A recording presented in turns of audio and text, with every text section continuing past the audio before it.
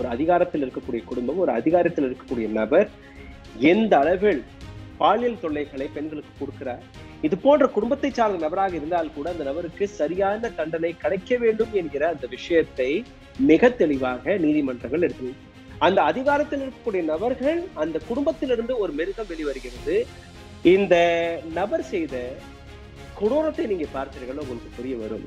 60 வயது ஒரு மூதாட்டி, இந்த நபருடைய வீட்டில் வேலை பார்த்த அந்த பெண்மணி, அந்த பெண்ணை இந்த நபர் கெடுத்திருக்கிறார். ஒரு பெண் தன்னுடைய குழந்தையுடைய அட்மிஷனுக்கு வந்துருக்கு. இந்த மாதிரி, சார் என்னுடைய பையனுக்கு ஒரு அட்மிஷன் போட்டுக்கும். அந்த பெண்ணை தொலைபேசியில் அழைத்து வீடியோவில் வர சொல்லி அந்த பெண்ணை நிர்வாணப்படுத்தி அந்த வீடியோவை படம் பிடித்து ரெக்கார்ட் செய்து அந்த பெண்ணை மிரட்டி 3 வருடங்கள் வரை இந்த மிருகம் அப்படியே நடந்திருக்கிறார். ஏப்ரல் 14ஆம் தேதி பிரைம் மினிஸ்டர் மோடி இந்த நபருக்காக கேம்பெயின் செய்கிறார். கேம்பெயின் செய்து முடிந்த அடுத்த கையில் நீங்க பார்த்தீர்கள்னா ஏப்ரல் 23ஆம் தேதி இந்த நபருடைய இந்த வீடியோ எல்லாம் சோசியல் மீடியாவில் வைரல் ஆகிறது. அதாவது எலெக்ஷன் வர 6 நாட்களுக்கு முன்பு அந்த விஷயம் நடக்கும். ஏப்ரல் 27ஆம் தேதி அந்த லோக்சபா எலெக்ஷன் முடிந்த அடுத்த கையுடனேயே இந்த நபர் தப்பித்து ஓடுவார். அப்போ அங்க இருக்கக்கூடிய ஆட்சி யாருடையது? பிஜேபியுடைய ஆட்சி. எப்படி நீங்க தப்பிக்க விடலாம் என்கிற ஒரு கேள்வியும் வந்தது Congress. Is a mentally challenged guy. இது ஒரு வியாதி. அதிகாரம் படைத்த ஒரு குடும்பம், நான் எது வேணாலும் செய்யலாம், யாரை வேணாலும் நான் எப்படி வேணாலும் நடத்துக்கலாம், யாருமே என்னை தொடக்கூட முடியாது என்கிற அந்த வெறித்தனம். வெறியன் இவன். என்னுடைய தாத்தா பிரைம் மினிஸ்டராக இருந்திருந்தார், என்னுடைய அப்பா எம்எல்ஏ, நான் எம்பி, இந்த நபரை எம்பியாக இருந்திருக்கார். ஏராளமான பணம் எங்க எப்படி வேணாலும் நடந்தது. இந்த நபர் வயது வித்தியாசம் எல்லாம் பார்க்கல, மூதாட்டியிலிருந்து சின்ன குழந்தை வரை கை வச்சிருக்காங்க. சார், இந்த நபரை நீங்க விட்டுட்டீங்கன்னா நாளைக்கு இந்த எஃப்ஐஆர் போட்ட பெண்கள் உயிரோட இருக்க முடியாது. மீதம் இருக்கக்கூடிய பெண்களையும் இந்த நபர், ஏன்னா அதிகாரத்தில் இருக்கிறார், நாளைக்கே எலெக்ஷன்ல போய் நிற்பான், எம்பி ஆவான், மினிஸ்டர் ஆவான், நாளைக்கு மறுபடியும் அந்த தொடர் தொல்லைகள் கிடைக்க இந்த நபரை மட்டும் விட்டுறாதீங்க. 2வது, இந்த நபர் வரக்கூடிய அந்த குடும்பம், அதிகாரத்தில் இருக்கக்கூடிய குடும்பம், அவர்களும் விட்டுவிட மாட்டாங்க.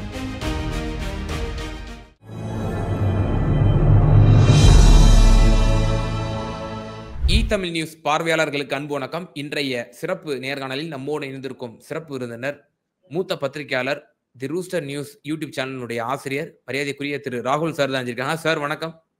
வணக்கம் சார். இந்த நாட்டையே உழுக்கக்கூடிய ஒரு பாலியல் சம்பவம், வீடியோக்கள்லாம் லீக் ஆனது கடந்த நாடாளுமன்ற தேர்தலின் சமயத்தில். குறிப்பாக முன்னாள் பிரதமர் தேவகவுடா அவர்களுடைய பேரராக அறியப்பட்ட ஹாசன் தொகுதியினுடைய எம்பி, முன்னாள் எம்பி திரு பிரஜ்வல் ரேவண்ணா அவர்கள் ரொம்பவே நாட்டையே ஒரு பெரிய பேசுபொருள் ஆக்கியது. அவர் வெளிநாட்டுக்கும் சென்றார், பிறகு இங்கு வந்து சரணடைந்தது நம்மளால் பார்க்க முடிந்தது. தற்போது அந்த நீதிமன்றம், கீழமை நீதிமன்றம் அவருக்கு சாகும் வரை சிறை தண்டனை கொடுத்திருக்கிறது. கடந்த 2021ஆம் ஆண்டு பதியப்பட்ட ஒரு வழக்கின் பேரிலே, பாலியல் வழக்கு. என்ன அந்த அளவுக்கு ஒரு கொடூரமான வழக்கு, சாகும் வரை சிறை தண்டனை கொடுக்கும் அளவிற்கு என்ன ஒரு பஞ்சமா பாதகம் செஞ்சிட்டாரு? அந்த வழக்கினோட விவரம் என்ன சார்? இது ரொம்பவே வெல்கம் செய்யக்கூடிய ஒரு தீர்ப்பு. ஏன்னா இந்த வழக்கை நீங்க பார்த்தீர்கள்னா, ஒரு அதிகாரத்தில் இருக்கக்கூடிய குடும்பம், ஒரு அதிகாரத்தில் இருக்கக்கூடிய நபர் எந்த அளவில் பாலியல் தொல்லைகளை பெண்களுக்கு கொடுக்கிறார், இது போன்ற குடும்பத்தை சார்ந்த நபராக இருந்தால் கூட அந்த நபருக்கு சரியான தண்டனை கிடைக்க வேண்டும் என்கிற அந்த விஷயத்தை மிக தெளிவாக நீதிமன்றங்கள் எடுத்து வைத்திருக்கிறது. இந்த படத்தை நான் உங்களுக்கு வாட்ஸ்அப்ல அனுப்பிடுவேன். Please use this photo. இந்த போட்டோவை நீங்க பார்த்தீர்கள்னா, இந்த நாட்டில் எந்த அளவில் அதிகாரத்தில் இருக்கக்கூடிய நபர்கள், அந்த அதிகாரத்தில் இருக்கக்கூடிய நபர்கள் அந்த குடும்பத்திலிருந்து ஒரு மிருகம் வெளிவருகிறது, அந்த விஷயத்திற்கான ஒரு அடையாளம் இது. இந்த படத்தில் நீங்க பார்த்தீர்கள்னா, பிரைம் மினிஸ்டர் நரேந்திர மோடி இருக்கிறார், கர்நாடகாவின் சீஃப் மினிஸ்டர் குமாரசுவாமி இருக்கிறார், இந்த நாட்டின் முன்னாள் பிரைம் மினிஸ்டர் HD தேவகவுடா இருக்கிறார், மற்றும் இன்னொரு எம்எல்ஏவான ரெவண்ணா இருக்கிறார். இதே படத்தில் இந்த முதல் நபர் நீங்க பார்த்தீர்கள், இவர் இந்த நபருடைய பேர் தான் பிரஜ்வல் ரெவண்ணா, வயது 34. இந்த நபர் செய்த கொடூரத்தை நீங்க பார்த்தீர்கள், உங்களுக்கு புரிய வரும். 60 வயது ஒரு மூதாட்டி, இந்த நபருடைய வீட்டில் வேலை பார்த்த அந்த பெண்மணி, அந்த பெண்ணை இந்த நபர் கெடுத்திருக்கிறார். கெடுத்தது மட்டுமல்லாமல் அந்த செயலை, அந்த ஆக்டை வீடியோவாகவும் பதிவிட்டிருக்கிறார். அதை வைத்து இந்த நபர் அந்த பெண்ணை மிரட்டிய பல மாதங்கள் வரை அந்த தவறான செயலை செய்திருக்கிறார். அது ஒரு பக்கம். இன்னொரு பெண்மணி, 42 வயதான இன்னொரு பெண்மணி, அந்த பெண்ணும் மைசூரில் இருக்கக்கூடிய இன்னொரு வீட்டில் வேலை பார்க்கக்கூடிய பெண்மணி. அந்த பெண்ணுடன் தவறாக நடந்து அதையும் வீடியோவாக பதிவிட்டு அந்த பெண்ணை மிரட்டியே அந்த பெண்ணுடன் தவறாக நடந்திருக்கிறார். இந்த மாதிரி ஒரு பெண் தன்னுடைய குழந்தையோட அட்மிஷனுக்கு வந்துருக்கு. இந்த மாதிரி, சார் என்னுடைய பையனுக்கு ஒரு அட்மிஷன் போட்டு கொடுங்க. அந்த பெண்ணை தொலைபேசியில் அழைத்து வீடியோவில் வர சொல்லி அந்த பெண்ணை நிர்வாணப்படுத்தி அந்த வீடியோவை படம் பிடித்து ரெக்கார்ட் செய்து அந்த பெண்ணை மிரட்டி 3 வருடங்கள் வரை இந்த மிருகம் அப்படியே நடந்திருக்கிறார். ஜிலா பஞ்சாயத்துல இருக்கக்கூடிய ஒரு மெம்பர், இந்த நபருடைய கட்சியில் இருக்கக்கூடிய ஒரு பெண்மணி, வயது 44, அந்த பெண்ணுடன் தவறாக நடக்கும்போது அந்த வீடியோவை படம் பிடித்து அந்த பெண்ணுடன் தவறாக செயல்பட்டது மட்டுமல்லாமல் அந்த பெண்ணுடைய குடும்பத்தினர்களை கிட்னாப் செய்து விடுவேன் மிரட்டி அந்த பெண்ணுடன் பல முறை தவறாக நடந்து. சோ இது போன்ற, இது வந்து 4 ரேப் கேசஸ் தான். இது போன்ற 1-2 கிடையாது. கிட்டத்தட்ட 3000 வீடியோக்கள் இருந்தது. அந்த வீடியோக்களை பற்றி பிஜேபிக்கு 2023ஆம் ஆண்டு டிசம்பர் மாதமே தெரிந்தது. கர்நாடகா பிஜேபி பிரசிடென்ட்க்கு தெரியும். அங்க இருக்கக்கூடிய ஒரு பிஜேபி மெம்பர் தன்னுடைய பிஜேபி மற்ற நபர்களுக்கு அந்த விஷயத்தை எடுத்து வைத்தது மட்டுமல்லாமல் அந்த பென் டிரைவையும் கொடுத்திருக்கிறார். அதாவது இந்த நபரை பற்றி கொஞ்சம் கவனமாக இருங்கள். அதுக்கப்புறம் பாத்தீங்கன்னா என்டிஏ கூட்டணி வருது. ஏப்ரல் 14ஆம் தேதி பிரைம் மினிஸ்டர் மோடி இந்த நபருக்காக கேம்பெயின் செய்கிறார். கேம்பெயின் செய்து முடிந்த அடுத்த கையில் நீங்க பார்த்தீர்கள்னா ஏப்ரல் 23ஆம் தேதி இந்த நபருடைய இந்த வீடியோ எல்லாம் சோசியல் மீடியாவில் வைரல் ஆகிறது. அதாவது எலெக்ஷன் வர 6 நாட்களுக்கு முன்பு அந்த விஷயம் நடக்குது. ஏப்ரல் 27ஆம் தேதி அந்த லோக்சபா எலெக்ஷன் முடிந்த அடுத்த கையுடனேயே இந்த நபர் தப்பித்து ஓடிவிடும். அப்போ அங்க இருக்கக்கூடிய ஆட்சி யாருடையது? பிஜேபியுடைய ஆட்சி. எப்படி நீங்க தப்பிக்க விடலாம் என்கிற ஒரு கேள்வியும் வந்தது. காங்கிரஸ் பயங்கரமான குற்றச்சாட்டு எல்லாம் வைத்தது. அப்புறம் நீங்க பாத்தீங்கன்னா காங்கிரஸ் உடைய ஆட்சி, காங்கிரஸ் ஆட்சியில் வந்த உடனேயே நீங்க பாருங்க ஒரு எஸ்ஐடி அமைக்கப்படுகிறது, special investigation team. Additional director general of police BK Singh தலைமையில் இந்த அமைப்பு இன்வெஸ்டிகேஷன் தொடங்கி மே 31ஆம் தேதி பெங்களூர் கேம்பகோடா ஏர்போர்ட்ல இந்த நபர் திரும்பி வரும்போது ஏர்போர்ட்ல வச்சு கைது செய்திருக்கிறார். கைது செய்ததுக்கு பின்பு இந்த நபருடைய டிராமா, நாடகம், இந்த நபர் எந்த குடும்பத்திலிருந்து வருகிறானோ அந்த குடும்பத்தினர்கள் யாரெல்லாம் இந்த வழக்கை பதிவிட்டார்களோ அந்த வழக்குக்கு நான் வர்றேன், அந்த குடும்பத்தினர்களுக்கு மிரட்டல் எல்லாம் கொடுத்திருக்கிறார்கள் வழக்கை வாபஸ் பெறுவதற்காக. ஆனால் ஆட்சியில் இல்லாதது ஒரு நல்லதாக போச்சு. அதனால் அங்க பிஜேபி ஆட்சியும் கிடையாது, JDS ஓட ஆட்சியும் கிடையாது. அதனால் இந்த வழக்கு கொஞ்சம் சீரியஸாக, சின்சியராக எடுத்து வைக்கப்பட்டது. இந்த இடத்தில் நீங்க பார்த்தீர்கள்னா பல இனி டிஃபெண்ட் பண்ணணுமே பிரைம் மினிஸ்டர் மோடியை கேம்பெயின் செய்ததற்காக. அந்த வேலையை பார்க்கும்போது இல்ல பிரைம் மினிஸ்டர் மோடிக்கு எல்லாம் இந்த நபருடைய வீடியோ எல்லாம் தெரியாதுன்னு சொல்லியிருக்காங்க. டிசம்பர் மாதமே இந்த வீடியோ எல்லாம் தெரியும் பிஜேபிக்கு. ஏன் எடுத்து வைக்கவில்லையா, சொல்லலையா? PR, பிஜேபியோட PR என்ன செஞ்சது? பிரைம் மினிஸ்டர் மோடியோடைய PR என்ன செய்தது யாருக்குமே தெரியவில்லையா? அது ஒரு இந்த நபர் மீது மிக சீரியஸான ஒரு சில செக்ஷன்ஸ் போடப்பட்டது.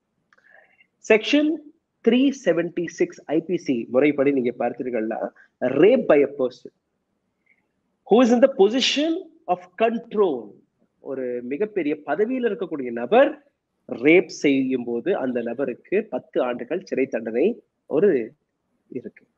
செக்ஷன் 376(2) நீங்க பார்த்தீர்கள்னா ரிப்பீட்டட் ரேப், பல முறை ஒரு பெண்ணுடன் தவறாக செயல்பட்ட அந்த விஷயம். செக்ஷன் 354 IPC செக்ஷுவல் ஹராஸ்மெண்ட், பாலியல் தொல்லை தொடர்ந்து கொடுக்கக்கூடிய அந்த விஷயம்.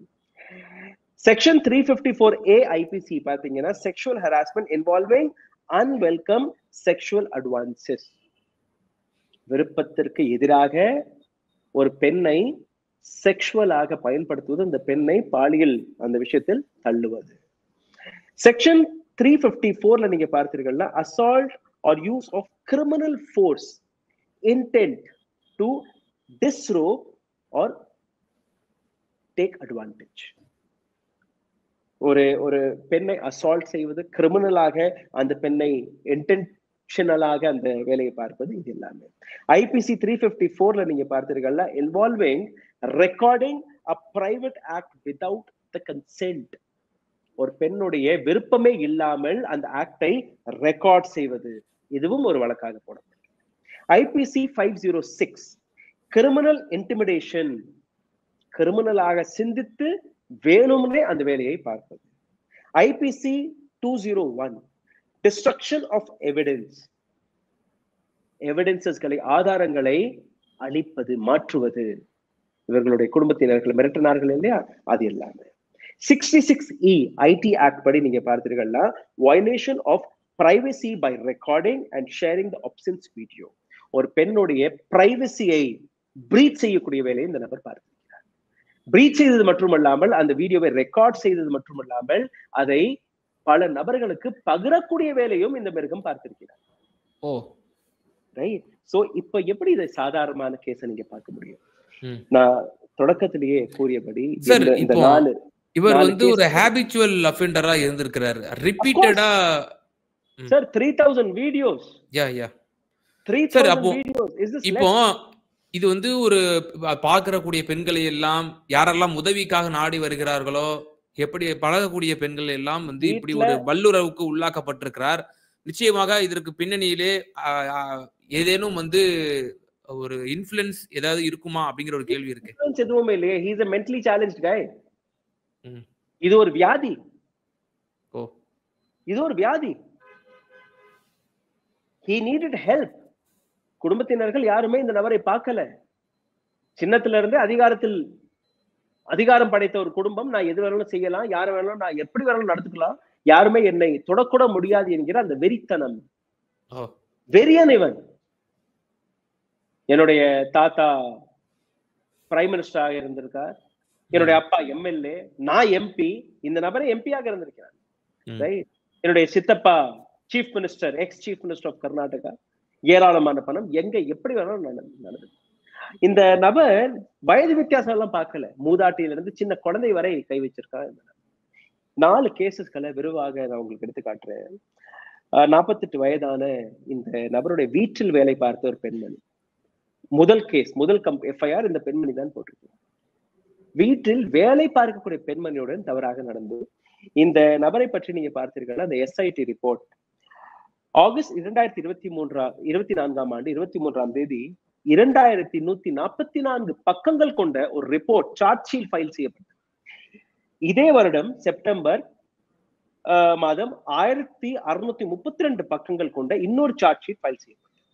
அந்த சார்ஜ் ஷீட்டில் என்னெல்லாம் இருந்தது என்று நீங்க பார்த்தீர்கள்னா 113ல இருந்து 137 விட்னஸஸ்கள், witness, forensic report, electronic recording, இந்த நபர் பதிவிட்ட அந்த recording, physical evidence like sorry, அந்த பெண்கள் கட்டியிருந்த அந்த புடவைகள், அந்த புடவையில விழுந்த விந்து, இது எல்லாமே ஃபாரன்சிக் ரிப்போர்ட்ல இருந்து எவிடன்ஸ் ஆக எடுக்கப்பட்டது. டிஎன்ஏ சாம்பிள்ஸ் மேட்ச் ஆகி இருக்குது. இந்த நபருடைய டிஎன்ஏ எல்லாம் மேட்ச் பண்ணி இந்த நபர் தான் இந்த தவறை, அதாவது அந்த வீடியோல யாரோ ஒளிந்திருந்து ஒரு ஹிடன் கேமரா எல்லாம் எடுக்கல. இந்த நபரே அங்க கேமரா வைக்கிறது, போன்ல ரெக்கார்ட் பண்றது, அதெல்லாம் இந்த நபரே பண்ணி இருக்கிறார். அப்போ அது வெறித்தனமா இல்லையா? ஒரு மனநிலை பாதிக்கப்பட்ட நபரால் கூட இந்த வேலையெல்லாம் பார்க்க முடியாது. இந்த மிருகம் இந்த வேலையை பார்த்து தன்னுடைய ஃபார்ம் ஹவுஸ்ல, தன்னுடைய வீட்டுல, தன்னுடைய ஆபீஸ்ல, அப்படி கட்சி ஆபீஸ் இருந்தா கட்சி ஆபீஸ்ல, எங்க கார்ல, பார்க்கிங்ல, எல்லா இடத்துலயுமே இருக்கு இந்த நபர் செஞ்ச அட்டூழியங்கள்.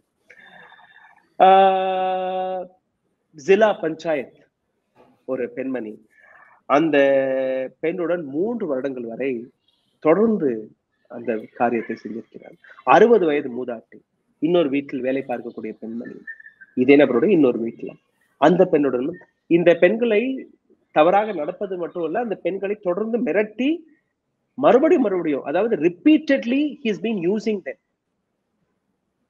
இந்த நபருக்காக வாதாட வந்த நபர்கள், அவர்களை பத்தி நீங்க கொஞ்சம் பார்க்கணும். 23ஆம் தேதி இந்த நபரை பற்றின அந்த வீடியோக்கள் வெளியாகிறது. 27ஆம் தேதி இந்த நபர் ஜெர்மனிக்கு ஓடி போறான். 28ஆம் தேதி, ஏப்ரல் 28ஆம் தேதி 2024ஆம் ஆண்டு ஒரு முதல் எஃப்ஐஆர் போடப்படுகிறது. மே 2, 2024ஆம் ஆண்டு இந்த நபரை கைது செய்கிறார்கள்.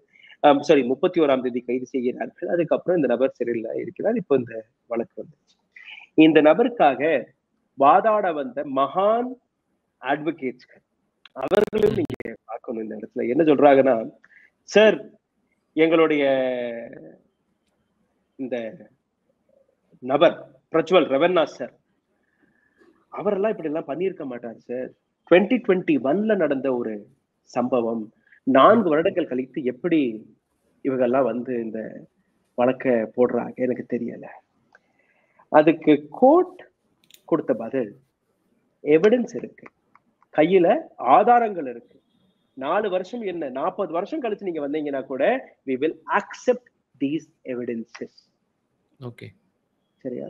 2வது விஷயம், இந்த நபரை காப்பாற்றுவதற்காக அவர்கள் எடுத்து வச்சது, சார் இவர் வந்து எம்பியாக எல்லாம் இருந்திருக்கிறாரு. அப்போ பிரஜ்வல் ரெவன்னாவே முன் வந்து பேசுறாரு, சார் ஒரு டேர்ம் நான் எம்பியா இருந்திருக்கிறேன், நான் ரொம்பவே நேர்மையாக வேலை பார்த்திருக்கிறேன், யாருமே என் மீது இந்த மாதிரி பாலியல் வழக்கெல்லாம் போடல, இது வந்து ஒரு பொலிட்டிக்கல் மோட்டிவேட்டட் விஷயம். லோக்சபா எலெக்ஷன் வர ஒரு 6 நாட்களுக்கு முன்னாடி எப்படி இந்த வழக்கு போடப்பட முடியும்? அதெல்லாம் இது வந்து தவறு. யாருமே தானாகவே வாலண்டரியா வந்து இந்த வழக்கெல்லாம் போடல, பொலிட்டிக்கல் ப்ரெஷரை வச்சுதான் என்னோட பேரை கெடுப்பதற்காக. 2வது, என்னுடைய சிறு வயதிலேயே நான் அடைந்த இந்த வளர்ச்சியை பொறுக்க முடியாத ஒரு சில நபர்கள் இந்த வேலையை பார்த்திருக்கிறார்கள். அதுக்கும் கோர்ட் எதுவும் கேட்கல. 3வது, கடைசியில அந்த வழக்கறிஞர்கள் அவர்கள் சொல்றாங்க, சார் ரொம்பவே பாவமா இருக்கு, 34 வயது சார், சிறிய வயது நபர், ஏதோ தெரியாம தவறு. என்ன சார் 3000 வீடியோ ரெக்கார்ட் செய்தது சிறிய தவறாது? ரெக்கார்ட் செய்தது மட்டுமல்லாமல் அந்த பெண்களை மிரட்டியது மட்டுமல்லாமல் தொடர்ந்து பாலியல் தொல்லையை கொடுத்த ஒரு மிருகத்தை பற்றி ஏதோ தவறாக செஞ்சு விட்டாராம். Right? He himself recorded everything. He kept it in a pen drive. How can you do this? இப்போ வாதத்திற்கு பிரதிவாதமும் இருக்கும். அப்போ அரசு தரப்பில் இருக்கக்கூடிய அட்வொகேட்ஸ், சார் இந்த நபரை நீங்க விட்டுட்டீங்கன்னா நாளைக்கு இந்த எஃப்ஐஆர் போட்ட பெண்கள் உயிரோட இருக்க முடியாது. மீதம் இருக்கக்கூடிய பெண்களையும் இந்த நபர், ஏன்னா அதிகாரத்துல இருக்கிறான், நாளைக்கே எலெக்ஷன்ல போய் நிற்பான், எம்பி ஆவான், மினிஸ்டர் ஆவான், நாளைக்கு மறுபடியும் அந்த தொடர் தொல்லைகள் கிடைக்கும். இந்த நபரை மட்டும் விட்டுறாதீங்க. 2வது, இந்த நபர் வரக்கூடிய அந்த குடும்பம், அதிகாரத்தில் இருக்கக்கூடிய குடும்பம், அவர்களும் விட்டுவிட மாட்டாங்க. தயவு செய்து அந்த பெண்களுடைய பாதுகாப்பை மனதில் வைத்து உங்களுடைய ஸ்டேட்மெண்ட்டை கொடுங்க, உங்களுடைய ஜட்ஜ்மெண்ட்டை கொடுங்க. இது வந்து நேத்து ஏப்ரல் 1ஆம் தேதி இந்த விஷயம் எல்லாம் நடந்து முடிஞ்சிருச்சு. இன்னைக்கு மதியம் 2:45 மீண்டும் ஒரு முறை கோர்ட் அமரும் போது, இந்த விசாரணை வரும்போது எதுவுமே யோசிக்காமல் நீதிபதிகள் தெளிவாக, this is going to be an answer to all of them who are sitting in the power. அதிகாரத்தில் இருக்கக்கூடிய நபர்களுக்கு ஒரு மெசேஜை நாங்கள் கொடுக்கிறோம். இந்த நாட்டில் இருக்கக்கூடிய அனைத்து நபர்களுக்குமே சமமான அதிகாரம், சமமான உரிமைகள், சமமான சட்டம் இருப்பதை அனைவருமே உணர வேண்டும். முக்கியமாக இது போன்ற அதிகாரத்தில் இருக்கக்கூடிய நபர்களுக்காக இந்த மெசேஜ். அதனால் இந்த நபருக்கு லைஃப் டைம் இம்ப்ரிசன்மென்ட், சிறையில். இப்படி ஒரு தொடர் குற்ற பின்னணி உடையவர், இவரை எப்படி அந்த மக்கள் ஒரு நாடாளுமன்ற உறுப்பினராக தேர்ந்தெடுத்தார்கள் என்ற ஒரு கேள்வி இருக்கே சார். தொடர்ந்து இவ்வளவு குற்ற பின்னணி உடையவராக இருந்திருக்கிறாரு. இவருடைய பெயர் நிச்சயமாக அடி வாங்கியிருக்கும் மக்கள் மத்தியிலே. எதிர்கட்சிகள் முன்பாகவே அவர்கள் குற்றச்சாட்டுகளை முன்வைத்திருப்பார்கள். You go to Google and search how many MPs do we have with criminal cases on them, not normal cases, cases with rape, kidnapping, murder, இந்த மாதிரியான cases, you will see more than 50% of MPs are sitting in our parliament with criminal cases on them. Oh. For him, it was a first election. He won. But he's an extreme. Okay. You know? So, பார்லிமெண்ட்ல இருக்கக்கூடிய எல்லாருமே வெள்ளை சட்டை போட்டதுனால அவங்க மேல எந்த அதுவும் இல்லைன்னு எல்லாம் இல்ல. Including our Home Minister Amit Shah, he also had. Now the cases are like taken away. அதை விட்டுருங்க. But he also had. Okay. What more you want me to say? நிச்சயமா சார், இறுதியான ஒரே ஒரு கேள்வி. இப்போ இந்த ஜட்ஜ்மெண்ட் வந்து கீழமை நீதிமன்றம் கொடுத்திருக்கிறது. இதை வந்து சேலஞ்ச் பண்ணி அவர் வந்து இப்போ சுப்ரீம் கோர்ட் வரைக்கும் போலாங்கிற அளவுக்கு நமக்கு வந்து he can go, he will go in fact. But I don't think Supreme Court will budge. ஏன்னா இந்த விலக்கு சுப்ரீம் கோர்ட்டுக்கும் போனது. சுப்ரீம் கோர்ட்ல போய் பல பெயில் அப்ளிகேஷன் எல்லாம் போகும்போது சுப்ரீம் கோர்ட்டும் ரிஜெக்ட் செஞ்சிருச்சு. ரெண்டாவது, in this case what I feel is BJP is not getting involved. சரியா? சோ அந்த குற்றச்சாட்டு அவர் ஏன் கேம்பெயின் பண்ணார் அதெல்லாமே ஒரு பக்கம் இருக்கு. பிரஜ்வல் ரெவன்னாவிற்காக எந்த அரசியல்வாதி, என்ன சொல்ல போறால் குமாரசுவாமி இல்ல HD தேவகோடாவே முன் வந்து எந்த ஸ்டேட்மெண்ட்டுமே கொடுக்கலையே, குடும்பத்தை சார்ந்த நபர்களை இந்த ஸ்டேட்மெண்ட் கொடுக்கலையே. So nobody wants to put their nose into such shameful act. Such a shameful act. So இந்த நபர் தப்பிப்பதற்கான வாய்ப்புகள் கம்மி. அண்ட் அப்படி சுப்ரீம் கோர்ட் வழியாக இந்த நபருக்கு ஒரு நாள் குறைவான சிறை தண்டனை கிடைத்தால் கூட it is injustice to all the women who are being victimed. ஒரு நாள் கூட இந்த நபருக்கு குறைவாக கிடைக்க கூடாது. இன்னும் சொல்ல போனால் சுப்ரீம் கோர்ட் இன்னொரு எக்ஸ்ட்ரா ஏதாச்சும் தண்டனை அது கொடுத்துட்டா we will be happy. Okay. நிச்சயமா சார், ஒரு நாடாளுமன்ற உறுப்பினர் அவர் இந்த மாதிரியான ஒரு அதி கொடூர ஒரு செயலிலே ஈடுபட்டிருந்திருக்கிறார். கிட்டத்தட்ட நூற்றுக்கணக்கான பெண்கள் இது மாதிரியான மொலஸ்டட்டுக்கு உள்ளாக்கப்பட்டிருக்கிறாங்க.